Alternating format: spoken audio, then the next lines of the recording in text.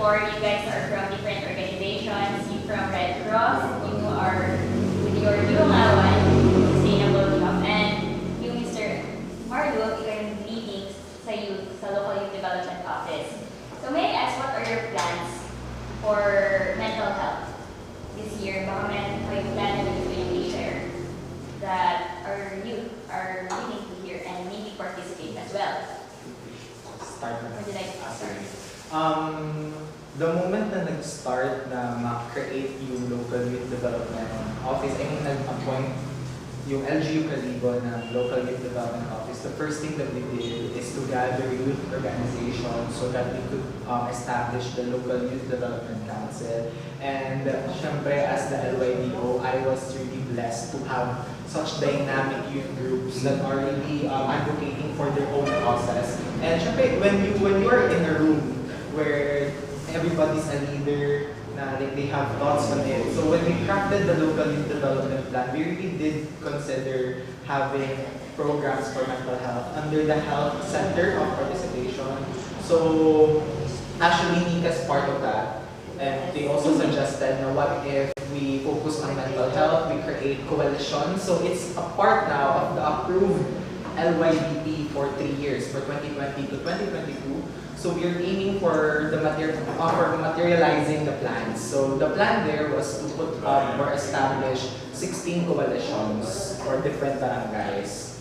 And in every barangay. So the reason why I attended this talk is because I wanted to get some inspiration. Probably we could have this activity like coalition, like you sabi earlier, the train yung mga volunteers, and then put up their own space wherein they could have this chit chat. Like I mean, talks are really important. If we try to get the common, small groups.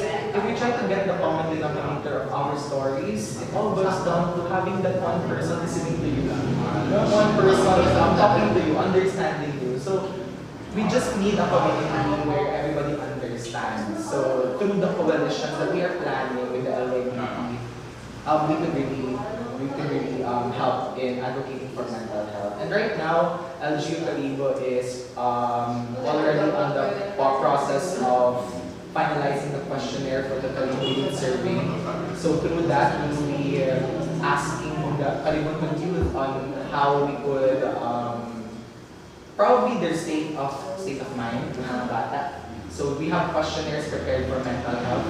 So through the surveys, we get to understand them more. So we're really aiming that in this first quarter or in the second quarter of 2021, we could launch it already. But because of the pandemic, it's super restricted kasi yung movement. But yes, LG Kalibo, through the LYDC, we are really advocating for that. And we're doing our best to create a community for raising awareness for mental health.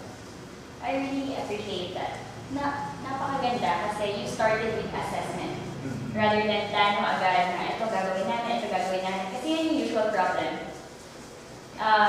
We usually head on agad sa magpapaganitong project. Pero you're not hitting the issue. Parang tipong problem natin is malnutrition pero may paniga ka. Yeah. So at least with that assessment, from that survey, we will know saan ba tayo makakatulong. So thank you very much for that. That will be a big help sa Kalibo. And you, Miss Casey, what are your plans? Siguro through the help of my Durungawan Sustainable Shop and myself na advocate i-encourage ko do youth and do people na magkaroon ng outlet sa pain, no? Embracing your pain and finding an outlet. Share ko na 2018, which is my peak of my depression. Usoy ko ang outlet through art. So, ito yun ang mga artwork ko, matako na-expect no? I-exhibit ko someday, pero ato, ito yung outlet naman sa akong mga emotions, sa akong pain. So, I will continue to encourage people to use their crafts, their art and skills na to express their emotions and their feelings. Kung hindi man nila ma-share sa other people. So, tama. So, this is the beginning. Yes. Having this black and white art exhibit in this talk. Thank you very much for showcasing your works and sharing your emotions.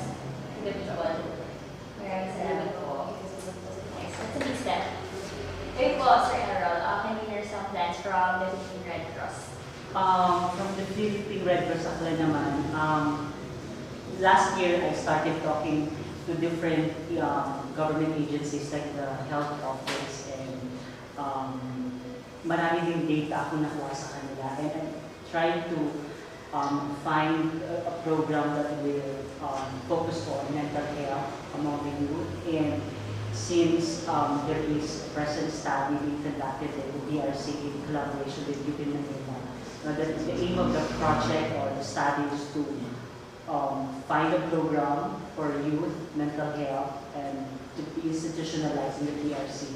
And while the study is underway, I am planning to conduct mental health sessions, and it will start next month. So what's in my mind is that because I still have the main PowerPoint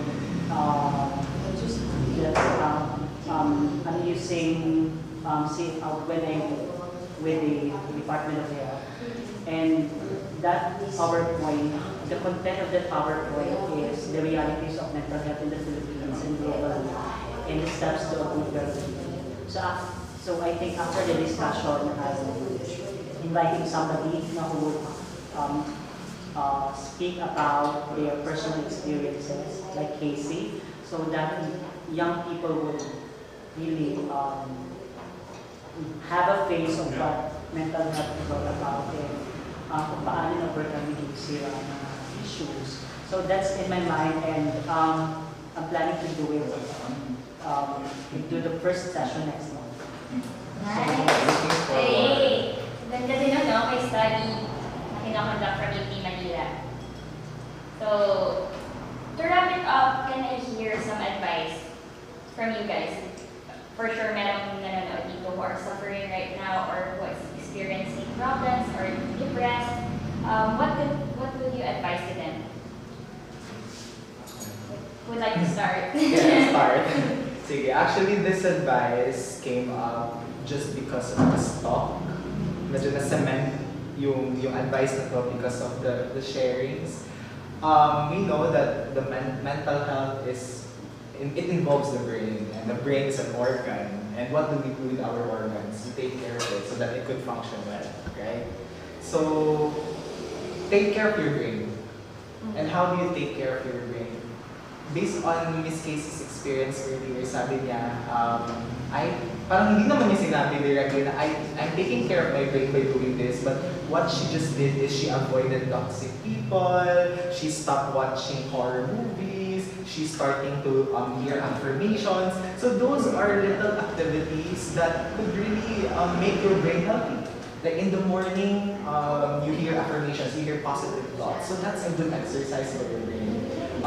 Stopping yourself from listening to the toxic people, that's a good exercise for your brain. I myself, for example, I can relate to Miss Casey because every morning I have this gratitude hour. Like I always affirm. I have affirmations. I listen to good music. And then, alam yun, the funny thing is like positive vibes na talaga. And then like, because that's really critical. The first hour of your day, that's the time that you have to establish your way. What will I be? What will I be today? Ano ba ako ngayon? So yun yung ginagawa ko talaga. And alam nyo, when I take a shower, I bless the water. every time I this water is going to make me happy every day. You're gonna start fresh. Start I really fresh. appreciate that gratitude hour. Something na kung ano ka thankful, kung saan ka thankful. Napakaganda. Yes, and I pray not because I'm asking for something. I pray because I'm grateful. Wala akong hinihingi. I'm just saying thank you. Yeah, be grateful. Do yung advice. Make your brain healthy. Because dyan yung dyan yung pinaka-source ng panatan, dyan yung mental health natin. So, consider your brain talaga as an organ that you have to take care so that it could function well. True, as how Casey said nga kanina, yung mas important value ng taking care of the plants. It's like taking care of yourself din. Yes. Thank you very much po, Sir Marlou. We proceed to Miss Casey. Aside sa mga natong steps na inuban ako, the time na I'm conquering the depression height. Maybe journaling could help. Journaling helped me a lot. kasi ay parang ina-reassess ninyo yung self, yung goals. It reminds you of your goals, imong why, na madya, imong dahilan naman, yung pagdaanan mo tanan, yung labanan mo yung mga battles before. So it has to remind you of haman nakaabot ka sa dalang stage. So parang maano ka na nga, kailangan mo pa mag-keep going kasi may mga ka pa natapos ng mga battles. So do yun, journaling, tapos sa mga take care of your body kasi kapahong bagay to rest sa brain. Kailangan mag-rest, mag-sleep, tawan mo din sarili, ayos na sleep, tapos bisan indirectly it affects you yung physiological is kababa na-affect sa yung brain. Like, syempre, to break kailangan ng oxygen. So, it helps ka nagawa ikaw sa agawon, nag-walk ikaw, nag-inhale ikaw, manait na maayos ng oxygen din sa umaga, kapag sa mga sasakyan. So, kailangan ng oxygen. So, siguro, sa bato mo kasi nagbuli, dahil ka physically. Tapos, count man yan, healthy diet. Pero, yeah, I'm try ako mag-healthy diet, fruits, vegetables, and yes, be with people na marami sa mga. Thank you very much. What's your error? Like to tell sa mga people here na nanonood na baka different sila ngayon? Yes, so Sister Marla and Casey talked about or gave advices for people or for young people to have a good well-being. And for those naman na are experiencing mental health issues right now, I think they should accept, because it starts with acceptance. Accept that there's something wrong with yourself. Accept that your body needs healing. You have to take care of it. So it starts with acceptance. And also, you have to decide that you need help. And you cannot do it alone. So you have to reach out to people, reach out to friends, families, or even to professionals. Kasi we will help you find your healing. Thank you very much. Tama yun. It starts with acceptance talaga. Kasi hindi ka makasimula. Like easy. Yes. She had to accept that ganito ako and I have to do something about it. And it really all starts there. So thank you very much, everyone. It has been a very productive talk. And I know that this is not the end. This is only the beginning. Yes. And I hope that magkakaroon din ng marami pang initiatives from different sectors who will be watching this, maybe from the government or maybe and private sectors. So again, this is the Black and White Art Exhibit and Cafe Talk.